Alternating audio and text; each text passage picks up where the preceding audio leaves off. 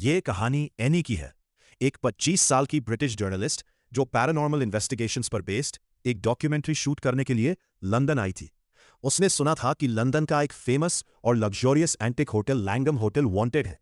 कई साल पहले एक डॉक्टर और उसकी वाइफ हनीमून मनाने आई थी। वो दोनों उस होटल के रूम 333 में रुके थे। पर उस डॉक्टर ने उस होटल रूम के अंदर पहले अपनी वाइफ का मर्डर किया और फिर खुद को भी मार डाला। कहते हैं कि तब से रूम 333 में उस डॉक्टर की आत्मा भटकती है। लेकिन एनी की सोच लॉजिकल और एविडेंस बेस्ड। उसने अपने करियर में कई बार ऐसे केसेस इन्वेस्टिगेट किए थे और फेक हॉन्टेड लोकेशंस का सच दुनिया के सामने रखा था। उसने सोचा कि वो रूम 333 के इस राज का पता खुद लगाएगी।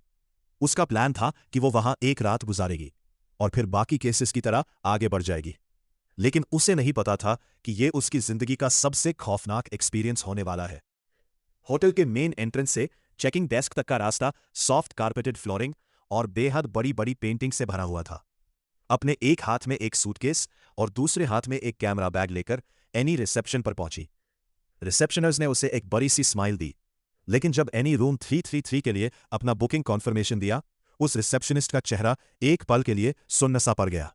उसके हाथों का मूवमेंट रुक गया। एनी ने उससे पूछा कि उसे अचानक से क्या हुआ, तो वो सॉरी मैम कहकर फिर से मुस्कुराने लगी। एनी अपने काम की वजह से कई होटल्स में रुक चुकी थी और आजकल लगभग सभी ही होटल्स चाबियों की जगह की कार्ड्स देते थे। इसीलिए जब रिसेप्शंस ने एक अटपटी स्माइल के साथ एनी को एक चाबी दी तो एनी को थोड़ा अजीब लगा। पूरे होटल में काफी चहल पहल थी, पर होटल के थर्ड फ्लोर का माहौल कुछ अलग ही था। पूरे कॉरिडोर में कोई नहीं था।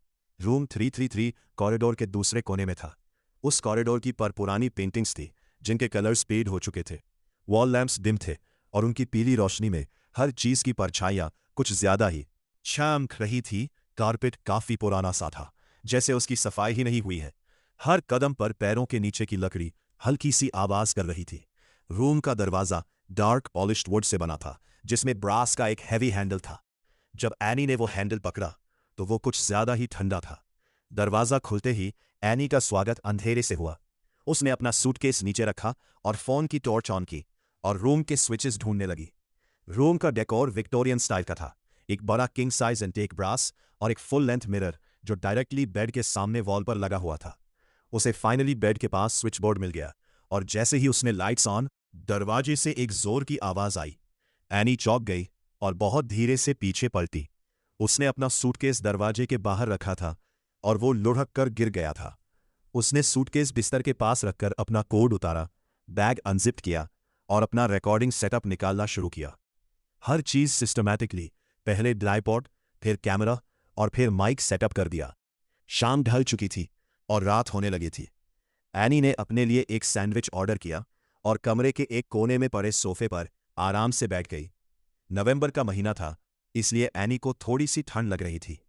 उसने अपने रूम के फायरप्लेस में एक छोटी सी आग जलाई और अपने लैपटॉप पर होटल रूम की गोल्स रूम को रिकॉर्ड करेंगी और अपने एक्सपीरियंस को रिव्यू करेंगी। उसने सारा इंतजाम कर लिया था। कैमरा रोलिंग था, माइक ऑन था और एनी इंटरनेट की दुनिया में खो चुकी थी। उसे भी पता नहीं चला कि कब उसकी आंख लग गई। कुछ देर बाद एनी के दरवाजे पर एक नॉक हुई और एनी की नींद खुल गई। नींद में एनी को कुछ समझ नहीं आया, पर तभी वो नॉक की आवाज फिर से आई।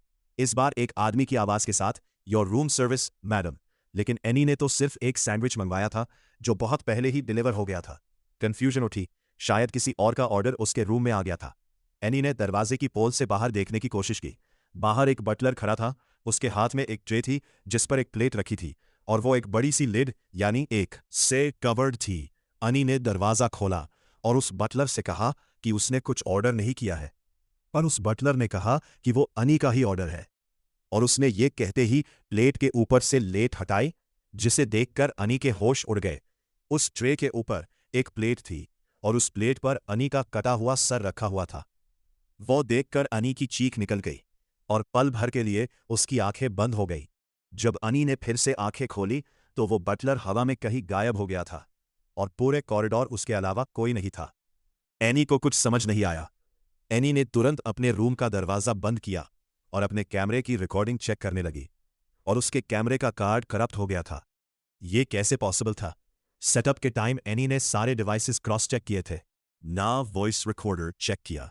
उसमें भी कुछ रिकॉर्ड नहीं हुआ था, ना ही नॉकिंग की आवाज और ना ही उस बटलर की। सिर्फ दरवाजा खुलने और बंद होने की और एनी के चीखने की आवाज रिकॉर्ड हुई थी।